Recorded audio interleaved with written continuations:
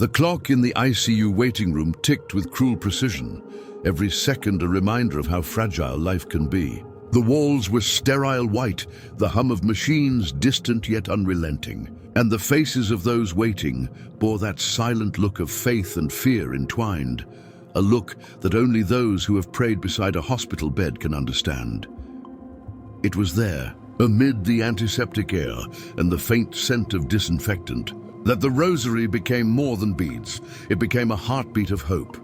You could tell who had it. The ones whose fingers moved in rhythm, whose lips whispered Hail Marys into the silence, whose tears fell quietly as though watering unseen seeds of faith. They did not speak loudly. They didn't need to. The beads spoke for them, ancient words pulsing through trembling hands. One such woman was Angela Morales. Her husband Daniel lay in the ICU after a sudden cardiac arrest. The doctors said the next 24 hours were critical. She had heard those words before, words that sound clinical but feel like thunder, but this time Angela didn't freeze. She opened her purse, pulled out a small wooden rosary, worn smooth by years of prayer, and began. Hail Mary, full of grace. Her voice cracked at first, then steadied, like a flame struggling, then finding its breath. One by one, others in the room lifted their eyes. An old man joined in from across the hall. A nurse paused for a second, bowed her head. The prayer spread quietly, like incense filling unseen corners of the soul. By the third decade, the entire waiting room had fallen into a sacred stillness. Even the distant beep of monitors seemed to fall into rhythm. Angela would later say she didn't even notice the others at first. It was as if Our Lady herself walked into that cold, sterile room, she said. And suddenly I wasn't afraid anymore. At the same time, inside the ICU, Daniel lay still, pale, surrounded by wires and machines. His heart had stopped once already. His doctors were cautious, their expressions careful. But as the rosary continued outside, something in the room began to shift. A nurse later recounted that she felt a warmth, not from the machines or the lights, but something unexplainable, almost tangible. It was like peace had entered the room, she said softly. Not silence, peace. Moments later, the monitors flickered. A pulse, weak at first, then stronger. The heart that had failed to beat began to find its rhythm again, quietly, steadily, almost defiantly. The doctors rushed in, baffled but relieved. They called it spontaneous recovery, but Angela, clutching her rosary, called it something else entirely. She was there, she whispered. Our Lady was there. Stories like Angela's aren't rare. They just aren't reported in the usual way. They happen in hospital corridors, in ICU rooms, in waiting areas where the scent of sanitizer mingles with tears. They happen wherever hearts turn to heaven in desperation. And Mary, always a mother, comes quietly to console, to intercede, to hold those who cannot stand. In every generation, miracles still happen, sometimes in full light, sometimes in hidden grace that only the heart can recognize. That night, when Daniel finally opened his eyes, his first word was her name, not Angela's, Mary's. Angela froze, then wept. She pressed her forehead to his hand and whispered, "Thank you, Mother." "Thank you." Later, when the nurse asked Daniel what he remembered, he said, "I saw her in white and blue. She told me they are praying." "Go back to them." The nurse wrote it down in his file. "Hallucination," the doctor noted beside it. But Angela knew better, and so in that cold room, surrounded by monitors and miracle, she began the rosary again. Not for healing this time, but in thanksgiving. "Blessed is the fruit of thy womb, Jesus." And as the words rose again, soft as breath, the ICU seemed less like a place of endings and more like a chapel, where faith had found its voice through a mother's prayer. The ICU is a world of its own, a place where time moves strangely. Day and night blur beneath fluorescent lights. Footsteps echo on polished floors. Machines breathe for those who cannot.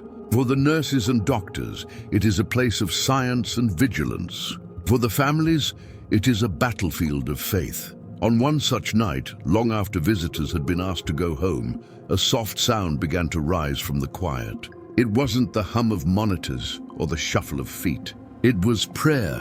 A young nurse named Clara Mendes followed the sound to the small family waiting area. There, 3 women sat close together, their eyes red from tears, but their hands firm on their rosaries. They were praying aloud, their voices trembling yet steady. "Hail Mary, full of grace, the Lord is with thee." Clara paused. She wasn't a woman of faith, not anymore. Years of working in the ICU had hardened her. She had seen too much suffering, too many goodbyes. But something about the sound, the cadence, the sincerity made her stop. One of the women noticed her and smiled faintly. "Would you like to pray with us?" she asked. Clara hesitated. She wanted to say no, to walk away, but her feet didn't move. Instead, she found herself sitting down, accepting a spare set of rosary beads. As the decades continued, the hospital lights flickered softly overhead, and a peace she hadn't felt in years began to seep into her chest. When the prayers ended, one of the women, Teresa, whispered, "My brother is in their car accident. Doctors say he won't make it through the night." Clara looked at her, wanting to say something comforting, something clinical. "We'll do our best." But instead she said, "Then let's pray again." And they did, hour after hour through the night. The rosary continued, a rhythm of trust woven between fear and exhaustion. Every Hail Mary felt like a heartbeat echoing through the sterile halls. At 3:12 a.m., a call came from the ICU. Teresa's brother, who had been in a coma for nearly a week, began to breathe on his own. No one could explain it. The medical team had seen slow recoveries, but not this. Not a heart restarting and lungs clearing in the middle of the night. Clara stood frozen at the monitor, tears filling her eyes. She whispered, almost in disbelief, "It's like something woke him up." When she told Teresa the news, the woman collapsed to her knees, clutching the rosary. "Thank you, Mary," she sobbed. "You stayed with him when we couldn't." That night changed Clara's life. The next evening, she returned to work with a small rosary tucked in her pocket. Between shifts, she found herself whispering the prayers she'd long forgotten. "Hail Mary, full of grace." Her colleagues noticed the change. She was calmer, softer, even radiant in the way she spoke to patients and families. When asked what happened, she would simply say, "I saw faith do what medicine couldn't." And from that night forward, she began placing a small basket of rosaries on the waiting room table. A handwritten sign beside it read, "For those who wait and for those who need hope." Families began to take them, first shyly, then gratefully. The beads moved from hand to hand, from bed to bed, until it became a quiet tradition. The ICU was still a place of suffering, yes, but now it was also a place of grace. Angela, whose husband Daniel had been the first miracle, often returned to visit others. She would bring fresh rosaries, each one handmade. "I call them beads of survival," she said. "Not because they stop death, but because they teach us how to live, even when we're afraid." Some nights, the nurses would dim the lights early, allowing the soft murmur of prayer to fill the ward. It was never loud. It didn't need to be. The peace it brought was palpable, quiet, holy. Doctors who once dismissed faith began to notice a strange pattern. Families who prayed the rosary seemed calmer, patients more stable. Even those who did not survive passed with remarkable serenity. It wasn't scientific, but it was real. And in the unspoken language of the ICU, where miracles wear white coats and hope wears rosary beads, hearts began to turn heavenward again. One evening, Clara found herself at a bedside where a young boy lay gravely ill.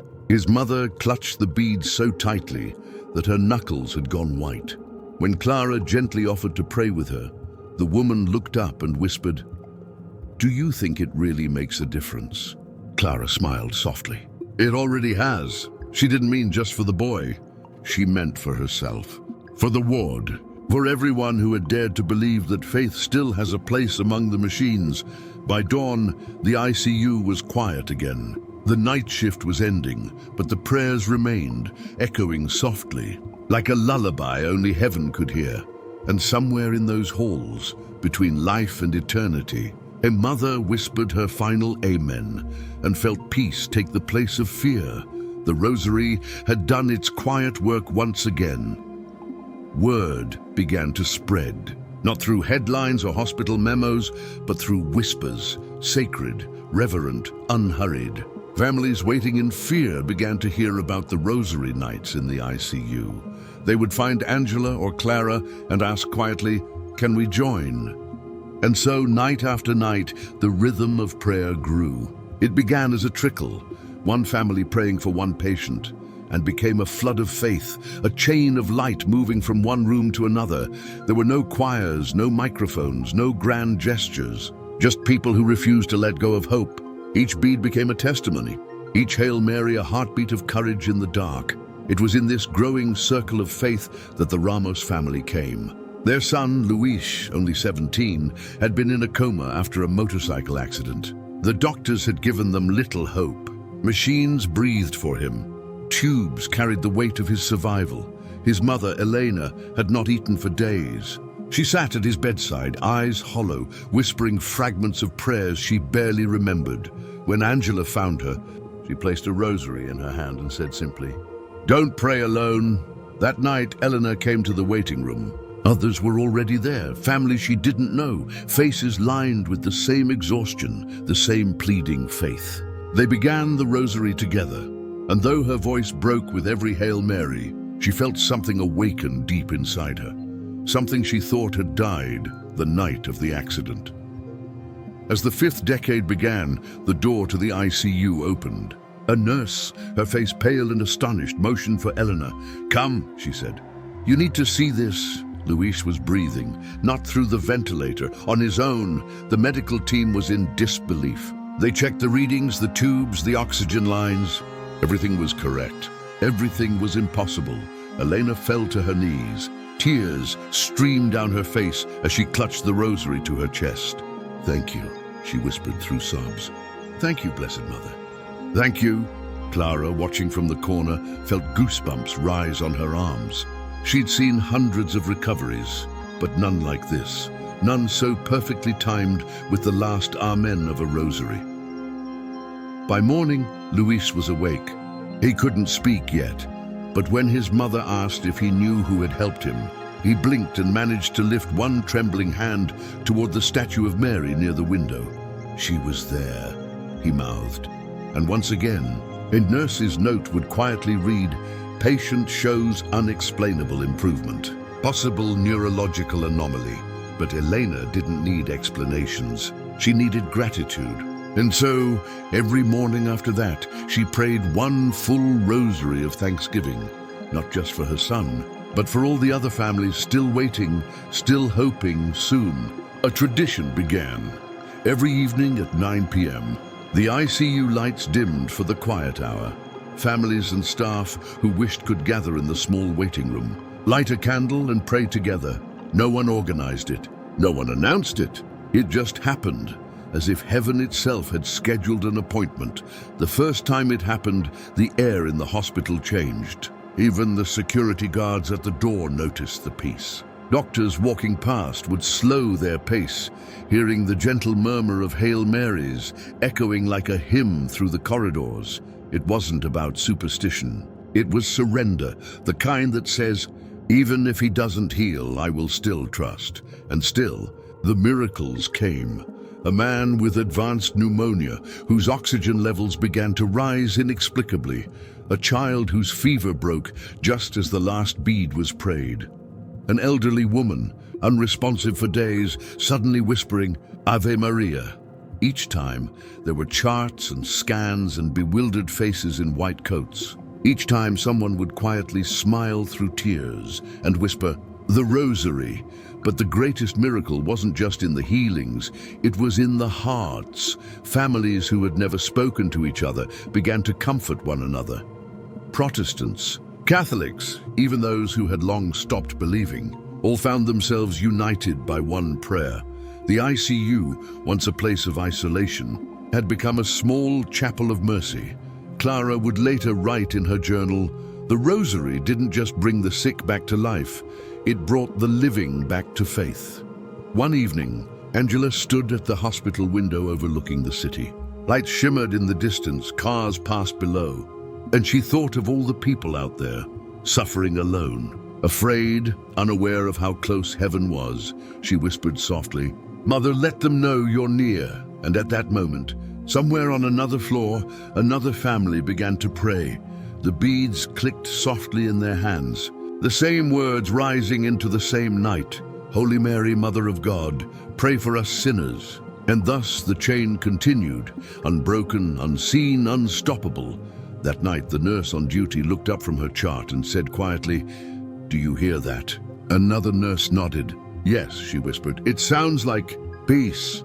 And in the ICU, that sacred intersection of life, death, and faith, the Rosary kept weaving its quiet miracles. One Hail Mary at a time. Issues of the ICU Rosary did not stay within those sterile walls for long. Hope has a way of traveling. Quietly but irresistibly, visitors who had witnessed the nightly prayers returned to their parishes, speaking in hushed wonder about what they had seen. Doctors shared stories in break rooms. Nurses whispered about recoveries that defied every explanation. Before long, the hospital chaplain began receiving phone calls from other hospitals. "We heard about your evening rosary," they said. "Could you tell us how it started?" He would smile and answer, "It started with a mother's tears and a prayer no one believed would be heard." The movement spread like light, catching on glass. Soon, a small rural hospital began its own nightly rosary. Then another in the city center. Families began forming prayer chains online, uniting those who couldn't be at the bedside. And in homes across the country, people began setting alarms for 9 p.m., the ICU hour. They called it pausing wherever they were to offer a decade for those who lay in. Hospital beds fighting unseen battles, a rhythm of mercy began to echo across the world, Our Father. Hail Mary, glory be. Clara could hardly believe what she was witnessing. One evening, she walked past the waiting room and found people kneeling in the hallway, strangers holding hands, nurses praying with families, even doctors pausing in silence as the words of the Rosary flowed like a river through the corridors. In one corner, a young intern was leading the decades from his phone, his voice trembling with sincerity. "Blessed art thou among women." He had told her earlier that he hadn't prayed in years. That night, he prayed like a man who had finally come home. But with every miracle came resistance. Some administrators were uncomfortable with the growing attention. They worried about the blending of faith and medicine, about the perception of unscientific influence. One senior doctor confronted Clara. "People are talking about miracles," he said, arms crossed. "We're a hospital, not a shrine." Clara met his gaze with quiet strength. "Doctor," she said, "you can call them what you wish. But when patients live after every medical chart says they shouldn't, and when frightened families find peace when nothing else could comfort them, I don't see superstition. I see grace." He said nothing. But the next evening, she noticed him standing by the door during the rosary. Hands folded, head bowed. Angela, meanwhile, had begun to record the stories. Not for fame, not for evidence, but to remember. She wrote down names, dates, details, the faces of those who had been healed, and the faces of those who hadn't yet been healed, but had found peace all the same. One night, she read her journal aloud to Clara. "Some people think miracles are interruptions in the natural order. I think miracles are the natural order. We just forget how to see them." They both sat in silence after that. The sound of soft, steady breathing from the ICU filled the space between them. Then came a letter, handwritten, tear-stained. It arrived from a hospital 3 states away. "We began the rosary. In our ICU, after hearing your story, my husband was dying from an infection that wouldn't heal. The doctor said there was nothing left to do, but we prayed. And 3 days later, the infection was gone. Please tell your group, thank you, even if he hadn't lived. That rosary brought me peace I can't explain." Angela read the letter aloud during the next quiet hour. By the end, no one's eyes were dry. That same night, a mother came running down the hall, her newborn in her arms, her face radiant. "It's gone," she cried. The heart defect, it's gone. They can't find it. She lifted her baby up like an offering. The tiny fingers of the child curled around the mother's rosary beads, gleaming softly under the fluorescent light. And for a moment, the hospital, that place so often filled with grief and uncertainty, became a sanctuary of praise. No hymns, no organ, just the quiet hum of faith pulsing through the heart of the building. As the months went on, news outlets began to notice. Reporters wanted interviews, photographs, documentation, but Angela and Clara agreed. No cameras, they said. This is not for headlines, and it's for heaven. And so, the stories remained mostly hidden, passed from heart to heart like the beads of a well-worn rosary, each one a mystery, each one a miracle. Late one night, as Angela locked the chapel door, she paused. The glow from the sanctuary lamp flickered softly. She closed her eyes and whispered, "Mother, if this is truly your work, let it continue long after we're gone." And from somewhere deep in the stillness of the ICU, she thought she heard it again, that familiar sound of faith, unbroken and unstoppable. Hail Mary, full of grace. The hospital was quieter than usual that night. Even the beeping of machines seemed softened, as if reverence had descended upon the halls. A storm raged outside, rain tapping the windows, lightning flashing like divine punctuation. But inside, there was a peace that no thunder could touch. Angela sat by the bedside of a man named Luis, a father of 3 who had lain unconscious for 21 days. His lungs had failed, his heart barely kept rhythm, and the doctors had already told the family to prepare for the end. Yet his wife refused to let go of her rosary. Every day, she knelt beside his bed, whispering prayers into his stillness. That night, Angela entered the room quietly and saw her there, a lone silhouette in the dim glow of the monitor, beads glinting like tiny sparks in the dark. "Would you like me to pray with you?" Angela asked. The woman turned, her eyes tired but full of that strange, holy light that only love and faith can kindle. "Yes," she said, "please for his soul, or for a miracle, whichever heaven wills." And so they began. Their voices rose softly, a duet of faith amid the hum of medical machines. "Hail Mary, full of grace, the Lord is with thee." As the decades unfolded, something in the room shifted. The sterile air seemed to breathe, to pulse, to shimmer faintly with presence. Outside, lightning cracked, and in that brief white flash, Angela saw it, a faint radiance enveloping Luis, like the glow of a candle flame inside glass. Her heart began to race. She dared not speak, dared not disturb the sacred silence that had entered the space. The wife leaned closer to her husband, tears tracing down her face. "Mary," she whispered, "if you are truly here, if you hold him, please give him back to us." And then, impossibly, the monitor beeped differently. First a flicker, then a rise. The nurse rushed in, eyes wide. "What's happening?" His pulse was strengthening, his breathing stabilizing. His fingers, motionless for weeks, twitched, then gripped the bedsheet. "Luis," the nurse gasped. "Can you hear me?" The man's eyes fluttered open. Slowly, as though awakening from a long dream, he turned toward his wife. "I heard you," he whispered, voice dry and trembling. "You were praying." The wife collapsed against him, sobbing, not from fear this time, but from awe. Angela sank to her knees. Her rosary slipped from her hands and hit the floor with a sound that echoed like a bell. It was not science, not chance, not coincidence. It was grace. Within hours, the story spread. Doctors examined the charts again and again, shaking their heads in disbelief. "This shouldn't be possible," they said. But Angela only smiled.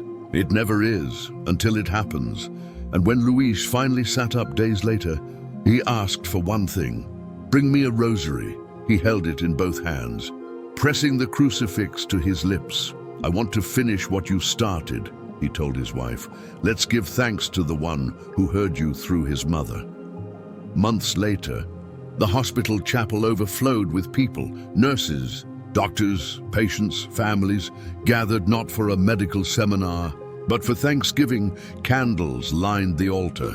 Photos of the recovered hung on the walls, and in the front pew, Luis sat with his wife and children, all holding rosaries. When the prayers began, 1,000 voices joined as one. The same words that had once echoed in sterile rooms now filled the air like music. Hail Mary, full of grace. And somewhere among the voices, Angela could hear others, those who had prayed in different cities, those who had found peace, though healing hadn't come in the way they hoped, all united in the mystery of a prayer that heals more than the body. It heals the soul. When the final decade ended, Angela stepped to the front and spoke softly. "We are not the healers," she said. "We are only the hands that hold the beads. The miracles come from the heart of a mother who still walks these halls, still visits the sick, still whispers hope into despair." She paused, lifting her rosary.